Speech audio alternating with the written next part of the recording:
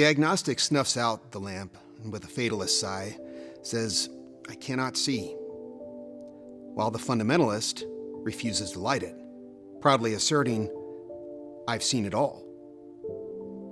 And then the mystic. The mystic lights the lamp with childlike wonder and he exclaims, "There's always more to see." Perception is truth, until you know better.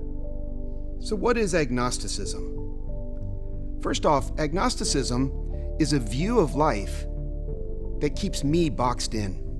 The word agnostic is a Greek word, and it literally means no knowledge. When a person admits that they don't know who or what God is, they're just being honest. And of course, honesty is a good thing. The problem occurs when I just stop wondering. I stop contemplating God and the creation and all the associated mysteries. And when I do this, I've just resigned myself to ignorance. Now, the fundamentalist, this is a view of the world that keeps God boxed in.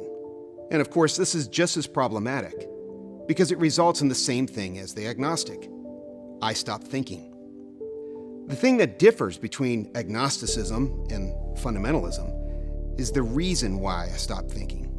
As a fundamentalist, I stop thinking because I've deluded myself into thinking that I already have all the answers, that I know things that I don't really know. It's important to remember that knowing something and believing something is not the same thing. Knowing constitutes certitude. I know something because I have the facts. Believing constitutes conviction, but not certitude. And this is fine if it concerns something that I cannot know. For example, I can say that I believe that Jesus was raised from the dead, and I can even cite evidence for why I believe it. But if I claim that I know Jesus rose from the grave, now I'm just being dishonest. I wasn't there. This leads me to the problem of religious dogmatism. Dogma is a principle laid down by an authority that is incontrovertibly true. So really, dogmatism is often just convictions, beliefs, pretending to have certitude. The problems related to this kind of thinking, they're pretty obvious. First of all, it's just dishonest. Secondly, it keeps me closed off to actual knowledge and any certainty that might come with it. It's also divisive.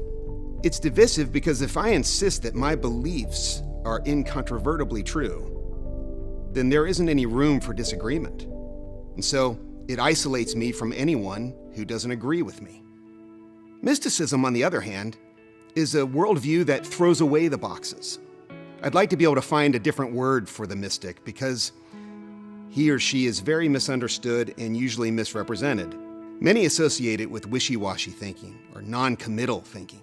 Ironically, as a mystic, the only thing that I won't commit to is dishonest thinking. Others associate it with secretive or hidden knowledge.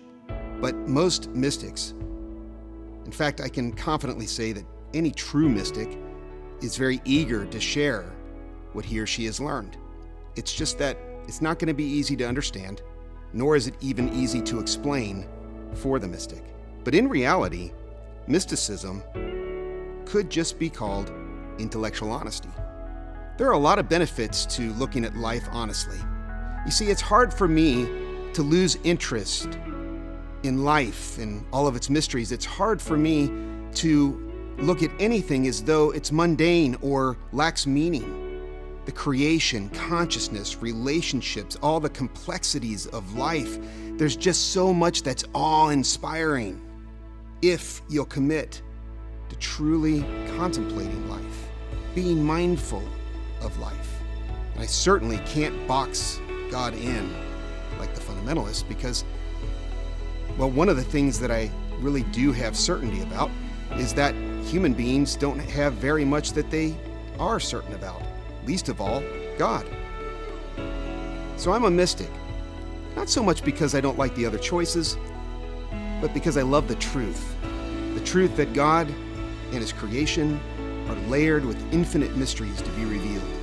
and because I have this joyful conviction deep down inside that I will have forever to uncover them.